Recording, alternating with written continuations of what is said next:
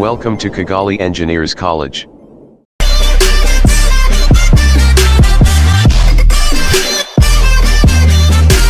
Murakaze neza ku muyoboro wa KC Training Hub Center. Tugiye kurebera hamwe uburyo twakemura ibibazo Frigo zihura.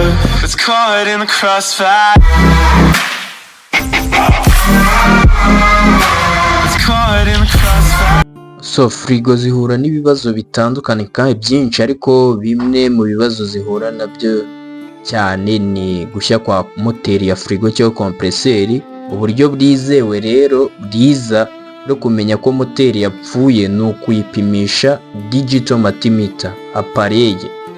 Iyo upimye ukabona nta continuité ziri kuri terminals zayo, ukayikora direct ikabona itaka making sure ko yapfuye, ukayisimbuza. Rero iyi ngiyi tumaje kuyipima tubonye yarapfuye, tugiye gukata ari amatiyo ushyiremo indi.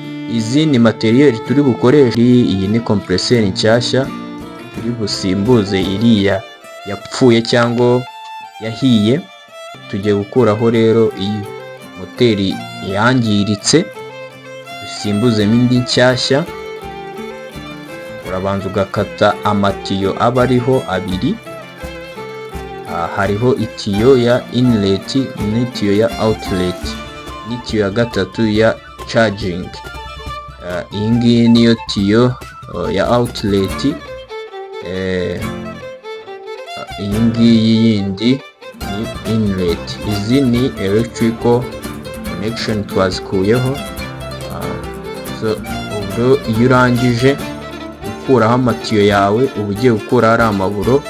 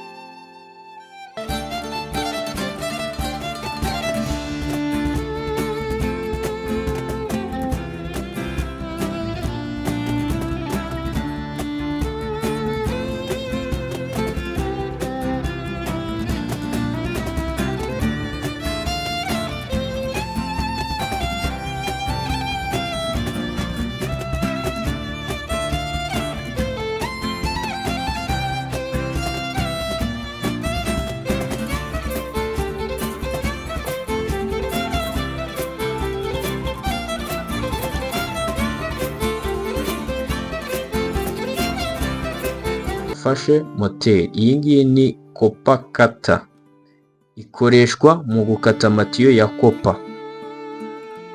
Niyo twakoresheje turimo turakata. Urareba hariho amatiyo abiri. Iyi ni charging port, ni port idufasha gushyiramo refrigerant cyangwa se gaz, uyishyira muri compressor nayo ikayohereza muri system ya Frigo. So ibi ni ibishyashya tuzanye. Hariho this is filter, urayibona neza nshyashya.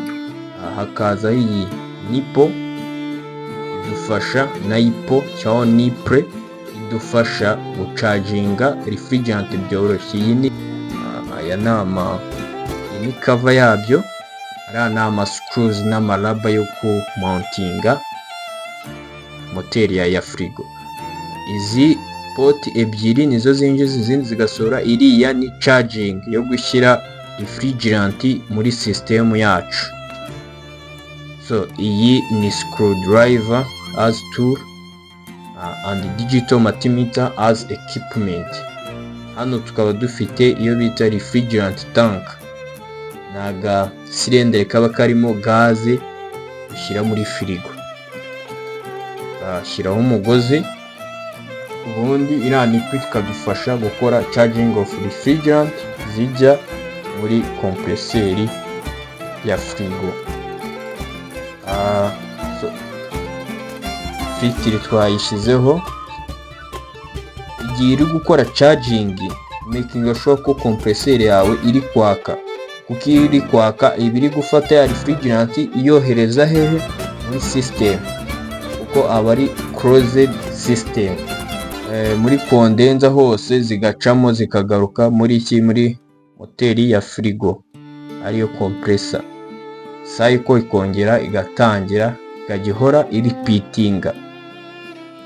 It's caught in the crossfire. It's caught in the crossfire.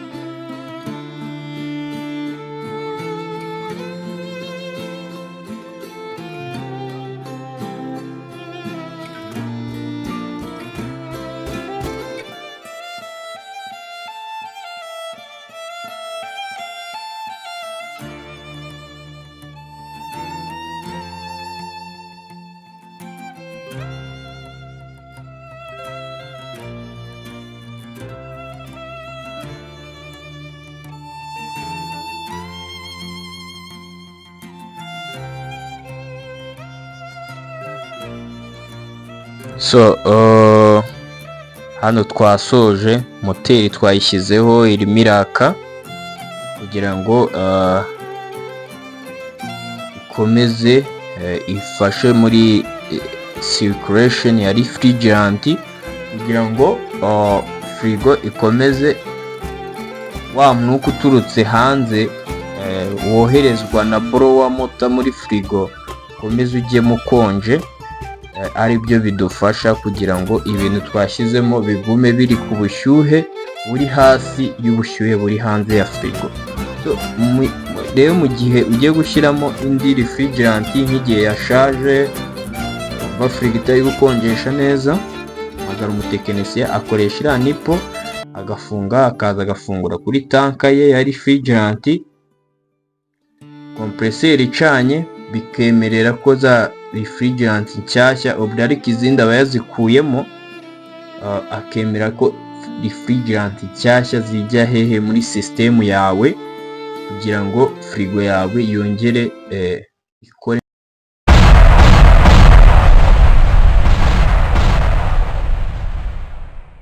It's caught in the crossfire. It's caught in the crossfire. Ibyo bidufasha ko refrigerant iyo zibaye released zivuye muri kompreseri zigenda ari high pressure. Niyo mpamvu karagatiyo gatoya ariko ka outlet kajyana hehe muri condenser ariyo inside, irimo imbere hariya muri refrigerator inyuma, bigakomeza no mu zindi component. It's caught in the crossfire.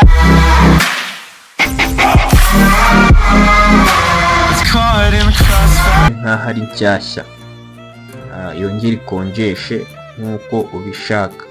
So twasoje, reka twumve hano kuri venti zisohora umwuka ukonje, urumva ari sawa, akuka gakonje kagezeho karimo karaza, no hasi ukaza kumva ko umwuka wawe ukonje urimo urasohoka.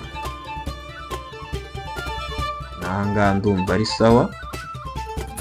So nimba ari ubwa mbere usubiye platform yacu, kanda subscribe kugira ngo ujye ukomeza ubone n'izindi skills zitandukanye zadufasha mu buzima bwacu bwa buri munsi. Murakoze cyane, thank you so much.